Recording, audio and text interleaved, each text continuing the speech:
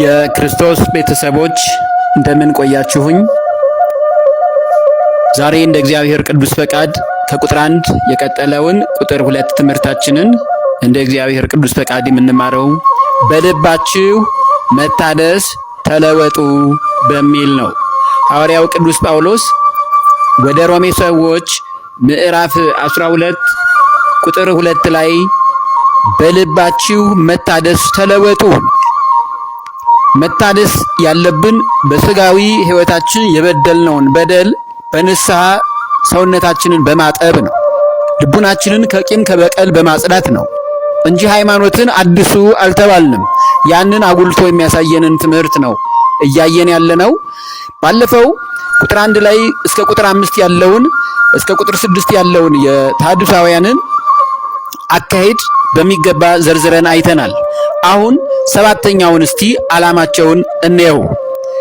ሰባተኛውና የመጨረሻው የተሐድሶ እምነት አራማጆች ጎልቶ የሚታወቀው ዓላማቸው አዋልድ መጻሕፍትን በሕዝበ ክርስቲያኑ ዘንድ ተቀባይነት እንዳይኖራቸው በብርቱ ያስተምራሉ። ይህም አስተምሯቸው መቼ ኢየሱስ ተሰበከና ነው የቅዱሳን ገድላቸውን የምናስተምረው በማለት ክርክር ያስነሳሉ።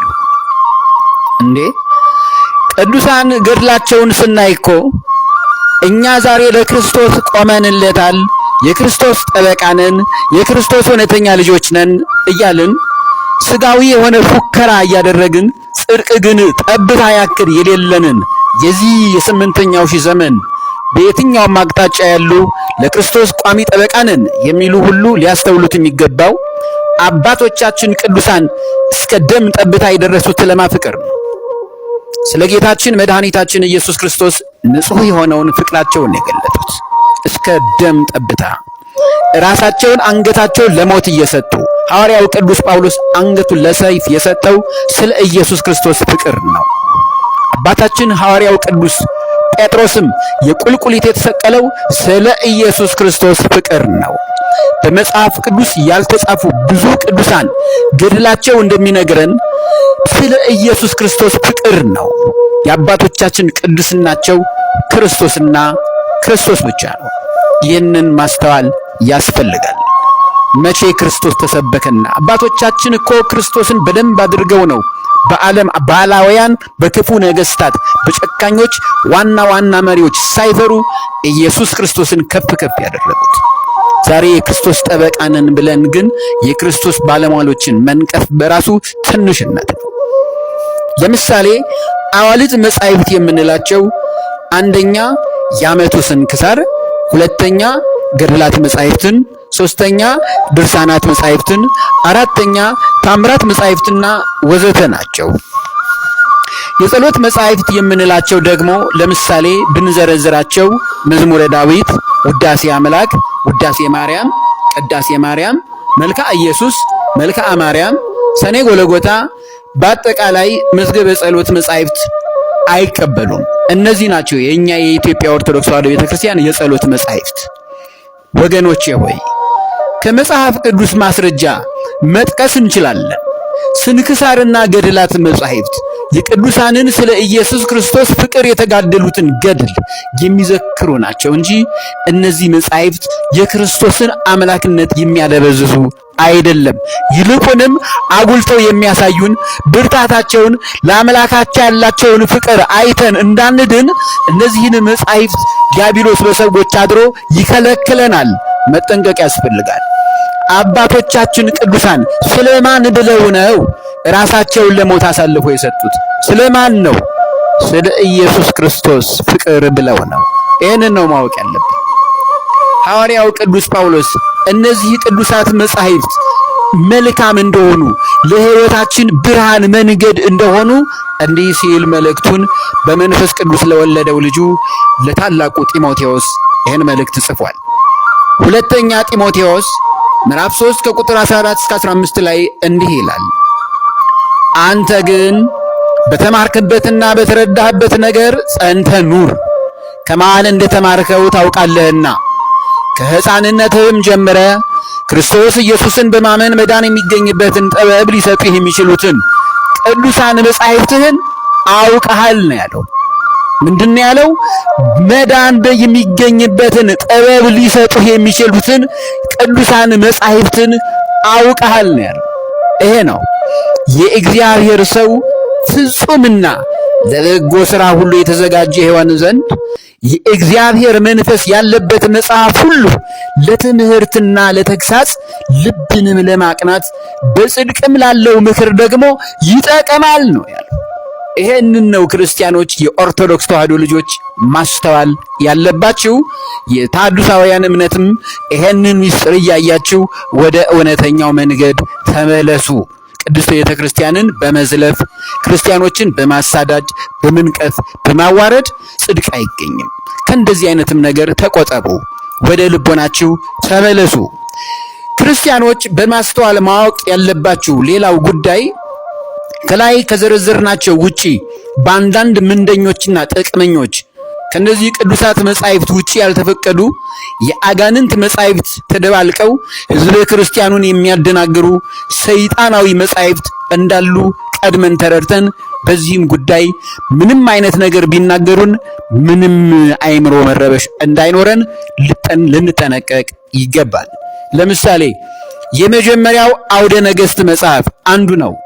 የተረገሙና ርካሽ ሰዎች ወደ ቤተ ክርስቲያናችሁ ውስጥ ሰግስገው ያስገቡት ማለት ነው። ደጋጎች ያልሆኑ ይሆን ዘንድ ግድ ነው። እንክርዳዱ ከስንዴው ተደባልቋል፣ አረሙን እንንቀለው እንክርዳዱን ሲሉት ተዉት እስከ መከር ነው ያለው ክርስቶስ። እስከ ዳግም ምጽአት ጊዜ ተዉት፣ እኔ እንክርዳዱን እየለየ ወደ እሳት እጨምረዋለሁ ነው ያለው። ይሄ ምርትና ግርዱን የሚለየው ባለቤቱ ለፍርድ ሲመጣ ነው። ይሄ ይሆን ዘንድ ደግሞ ግድ ነው። በቤተ ክርስቲያናችን ውስጥ የማይገቡ አንዳንድ የአውደ ነገሥት ዋና መሪዎች አሉ።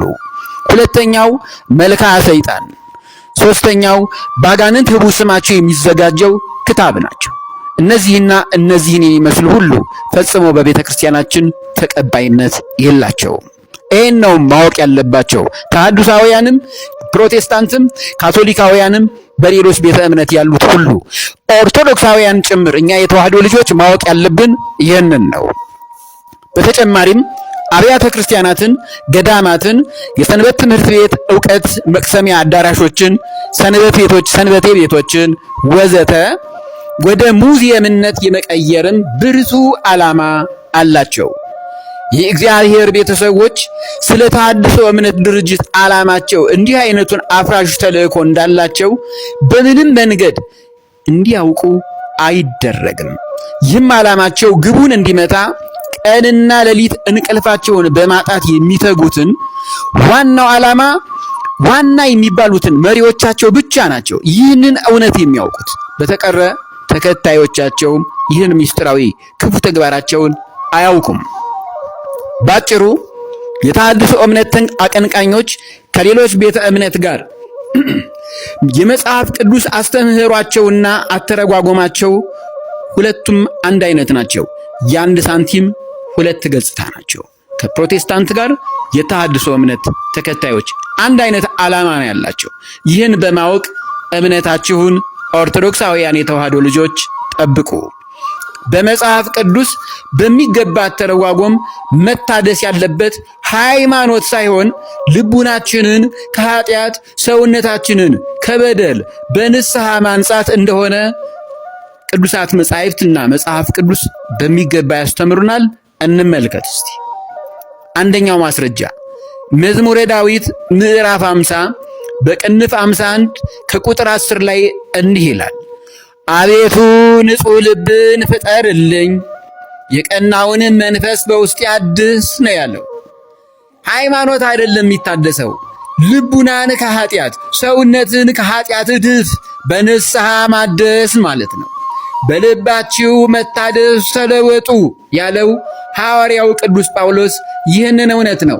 በሃይማኖት መታደስ ተለወጡ በየትኛውም የመጽሐፍ ቅዱስ ትምህርት በአባቶቻችንም ሐዋርያት እንዲሁም በቅዱሳን አልተማርንም። የለም። አቤቱ ንጹሕ ልብን ፍጠርልኝ፣ የቀናውን መንፈስ በውስጤ አድስ ነው። ይህንን መታደስ ያለበት ልቡናችንን ከኃጢአት ከበደል ነው። ሌላው አሁንም መዝሙረ ዳዊት ላይ ነብየ እግዚአብሔር ቅዱስ ዳዊት ከቁጥር 17 እስከ ቁጥር 19 እዛው ምዕራፍ 50 ላይ እንዲህ ይላል፣ የእግዚአብሔር መሥዋዕት የተሰበረ መንፈስ ነው። የተሰበረውንና የተዋረደውን ልብ እግዚአብሔር አይንቅም። አቤቱ በውዴታ ጽዮንን ልቦናዬን ማለቱ ነው አሰማምራት፣ የኢየሩሳሌምንም ቅጽሮች ሥራ ነው ያለው። የእግዚአብሔር መሥዋዕት የተሰበረ መንፈስ ነው። መንፈሳችንን በመንፈስ ቅዱስ ጥበብ በጸጋ እንዲሞላ በንስሐ ተመለሱ ነው። ይሄንን ነው የተሰበረውን የተዋረደውን ልብ ደግሞ እግዚአብሔር አይንቅም ነው። ሃይማኖትን አድሱ ሳይሆን ሰውነታችሁን ከበደል ከኃጢአት አጽዱ እያለን ነው። ይሄ ነው ሐዋርያው ቅዱስ ጳውሎስ የትምህርታችን ርዕስ አድርገን የመረጥነው ደግሞ የሮሜ ሰዎች መልእክት ነው። የሐዋርያው ቅዱስ ጳውሎስ መልእክት ወደ ሮሜ ሰዎች ምዕራፍ 12 ከቁጥር 1 እስከ ቁጥር 2 ላይ እንዲህ ይላል። እንግዲህ ወንድሞቼ ሆይ ሰውነታችሁን እግዚአብሔርን ደስ የሚያሰኝና ሕያው ቅዱስም መሥዋዕት አድርጋችሁ ታቀርቡ ዘንድ በእግዚአብሔር ርኅራኄ እለምናችኋለሁ። እርሱም ለአእምሮ የሚመች አገልግሎታችሁ ነው ያለው። አገልግሎታችንን ከኃጢአት ከበደል ርቀን እግዚአብሔር የሚከብርበት፣ እግዚአብሔር የሚመሰገንበት፣ እግዚአብሔር በእኛ ላይ አድሮ ሰዎችን የሚያድንበት ይሆን ዘንድ እንዲህ አድርጋችሁ አገልግሎታችሁ ለአእምሮ የሚመች እንዲሆን በንስሐ በቅድስና ተመላለሱ አለን እንጂ ሃይማኖትን አድሱ አላለንም። ይሄንን ነው ያለው። በልባችሁ መታደስ ተለወጡ ነው ያለው። ይሄንን ነው ያስተማረን። ሁለተኛ ቆሮንቶስ ምዕራፍ 4 ቁጥር 16 ላይም ብርሃነ ዓለም ሐዋርያው ቅዱስ ጳውሎስ ለቆሮንቶስ ሰዎች እንዲህ አላቸው። ስለዚህም አንታክትም ነው ያለው። ነገር ግን የውጭ ሰውነታችን ቢጠፋ እንኳ የውስጡ የሰውነታችን ዕለት ዕለት ይታደሳል ነው ያለው። በጾም ምክንያት፣ በተለያየ ፈተና ምክንያት፣ በተለያየ ችግር ምክንያት እንደውም ጾም አያከሳም፣ ጾም ያወፍራል። ካናንያ ከሚሳኤል ከአዛርያ የተማርነው ጸጋ ሽምብራ በልተው ስጋ ከበሉት ጮማ ከቆረጡት ይልቅ የእነሱ ፊት በርቶ ታይቷል። ጾም ጸጋ ነው። ነገር ግን እንዲህ ነው ያለው ቅዱስ ጳውሎስ፣ ስለዚህም አንታክትም፣ ነገር ግን የውጩ ሰውነታችን ቢጠፋ እንኳ ሲል አካላዊ ገጻችን ቢጠፋ እንኳን በተለያየ አይነት ችግር የውስጡ ሰውነታችን ነፍሳችን በእግዚአብሔር ፍቅር በርታ ደምቃ ዕለት ዕለት ትታደሳለች ነው ያለው። በእግዚአብሔር ቃልና በፍቅሩ በረድኤቱና በበረከቱ በጾም በጸሎት በስግደታችን ባመጣነው እግዚአብሔር በሰጠን ቸርነትና ምሕረቱ ጭምር ዕለት ዕለት ይታደሳል ነው ያለው። መታደስ ያለብን በመንፈስ ቅዱስ ጥበብ ውስጣዊ ሰውነታችንን አካላዊ ሰውነታችንን ከኃጢአት ከበደል በማንጻት ነው። ይህንን ነው ቅዱሳን አባቶቻችን ሐዋርያት ያስተማሩን። አሁንም ሐዋርያው ቅዱስ ጳውሎስ ለቆላሲስ ሰዎች እንዲህ አላቸው። ወደ ቆላሲስ ሰዎች ምዕራፍ 3 ቁጥር 10 ላይ እንዲህ ይላል፣ እርስ በእርሳችሁ ውሸት አትነጋገሩ፣ አሮጌውን ሰው ከሥራው ጋር ገፋችሁታልና የፈጠረውንም ምሳሌ እንዲመስል ዕውቀትን ለማግኘት የሚታደሰውን አዲሱን ሰው ለብሳችሁታል ነው ያለው። ሃይማኖት አይታደስም። የሚታደሰው በልባችሁ መታደስ ተለወጡ አለን እንጂ ሃይማኖትን አድሱ አላለንም። እንመጣበታለን ይህን ትምህርት። የሚታደሰው ግን አዲሱን ሰው ለብሳችኋል። ትላንት አሮጌ ነበራችሁ፣ በበደል በዝሙት በኃጢአት በተለያዩ አይነት ነገሮች በሃይማኖት ክደት ጭምር ንስሐ ገብታችሁ በእግዚአብሔር ፍቅር በጾም በጸሎት በስግደት ስትመላለሱ እኔን ስታመሰግኑ የሚታደሰውን አዲሱን ሰው ለብሳችሁታል ነው ያለው። ይህንን ነው ሊነግረን እየፈለገው። ይህንን ነው ክርስቲያኖች ማወቅ ያለብን። አሁንም በሌላ ጊዜ እንዲህ ደገመላቸው። ሐዋርያው ቅዱስ ጳውሎስ እንዲህ አለ ወደ ቲቶ መልእክቱን ሲልክ ወደ ቲቶ ሰዎች ምዕራፍ 3 ቁጥር 4 እስከ 5 ላይ ነገር ግን የመድኃኒታችን የእግዚአብሔር ቸርነትና ሰውን መውደድ በተገለጠ ጊዜ የሐዋርያው ቅዱስ ጳውሎስ መልእክት ወደ ቲቶ ምዕራፍ 3 ከቁጥር 4 እስከ 5 ያዙልኝ። ነገር ግን የመድኃኒታችን የእግዚአብሔር ቸርነትና ሰውን መውደዱ በተገለጠ ጊዜ እንዲህ እንደ ምሕረቱ መጠን ለአዲስ ልደት በሚሆነው መታጠብና በመንፈስ ቅዱስ በመታደስ አዳነን እንጂ ነው ያለው። ምን አለ? ሰውን መውደድ በተገለጠ ጊዜ እንደ ምሕረቱ መጠን ለአዲስ ልደት በሚሆነው መታጠብና በመንፈስ ቅዱስ በመታደስ አዳነን። የ5500 ዘመነ ፍዳን በመንፈስ ቅዱስ መታጠብ በክቡር ደሙ ፍሳሽ በቅዱስ ሥጋው ቁራሽ አደሰን። ሐዲስ ኪዳን አደረገን። ሐዲስ ኪዳንን ጀመረልን። አሮጌው ዘመን ተቀየረ። ዓመተ ዓለም ዓመተ ፍዳ ቀርቶ ዓመተ ኩነኔ ቀርቶ ዓመተ ምሕረት ሆነ። ይሄንን ነው የሚለን። እንደ ምሕረቱ መጠን ለአዲስ ልደት በሚሆነው መታጠብና በመንፈስ ቅዱስ በመታደስ አዳነን እንጂ ነው ያለው። ጭራሽ ይሄንን ነበረ ተሐድሳውያን ማስተማር የነበረባቸው። እነርሱ ግን ሃይማኖትን እናድሳለን አሉ። ዶግማዋን፣ ቀኖናዋን፣ ትውፊቷን እናድሳለን አሉ። ቀኖና እንደየአስፈላጊነቱ የተለያየ አይነት ነገር ሊጨመርም ሊቀነስም ይችላል። ዶግማ ግን ዶግማ ነው፣ አይቀየርም፣ አይለወጥም። ይሄንን ነው ተሐድሳውያን በሚገባ ማወቅ ያለባቸው። አሁን ደግሞ እንዲሁ ትንሹ ያዕቆብ ወንድሙ ይሁዳ ያስቆሮቱ ይሁዳ ያልሆነው ይሁዳ ምዕራፍ የለውም፣ በቁጥር የተከፈለ ነው። መልእክቱን ሲጽፍ እንዲህ አለ። ይሁዳ ቁጥር 20 እስከ 21 ላይ በቁጥር ነው የተከፈለው። እንዲህ አለ። እናንተ ሲል አሁን የምታዳምጡትን የእግዚአብሔርን ቃል የምትሰሙትን ክርስቲያኖችን ማለት ነው። እናንተ ግን ወዳጆቼ ሆይ ከሁሉ ይልቅ በተቀደሰ ሃይማኖታችሁ ራሳችሁን ለማነጽ እየተጋችሁ በመንፈስ ቅዱስም እየጸለያችሁ ወደ ዘላለም ሕይወት የሚወስደውን የጌታችንን የኢየሱስ ክርስቶስን ምሕረት ስትጠባበቁ በእግዚአብሔር ፍቅር ራሳችሁን ጠብቁ ነው ያለው። ይህንን ነው ያለው። በተቀደሰ ሃይማኖታችሁ ራሳችሁን ለማነጽ እየተጋችሁ ነው ያለው። በተቀደሰችው ኦርቶዶክሳዊት ተዋሕዶ ሃይማኖት በክርስቶስ ደም የተመሰረተችው በኋላም በአባቶቻችን ሐዋርያት የቀጠለችው በዚያም በሊቃውንት ደግሞ አባቶቻችን ብዙ ቅዱሳን እየተጋደሉ እዚህ ያደረሷት ተዋሕዶን ሃይማኖታችሁን ራሳችሁን ለማነጽ እየተጋችሁ ጠብቁ ነው ያለን። በመንፈስ ቅዱስ እየጸለያችሁ እየጾማችሁ ወደ ዘላለም ሕይወት የሚወስደውን የጌታችንን የኢየሱስ ክርስቶስን ምሕረት ስትጠባበቁ በእግዚአብሔር ፍቅር ራሳችሁን ጠብቁ።